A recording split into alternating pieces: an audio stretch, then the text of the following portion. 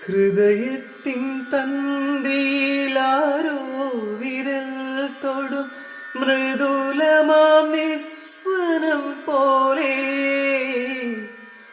ഇലകളിൽ ജലകണം ഇറ്റു വീഴും പോലെ ഉയിരിൽ അമൃതം തളിച്ച പോലെ തരളവിലോലം നിൻ കാലൊച്ച കേട്ടു ഞാൻ അറിയാതെ കോരിത്തരിച്ചു പോയി, അറിയാതെ കോരിത്തരിച്ചു പോയി.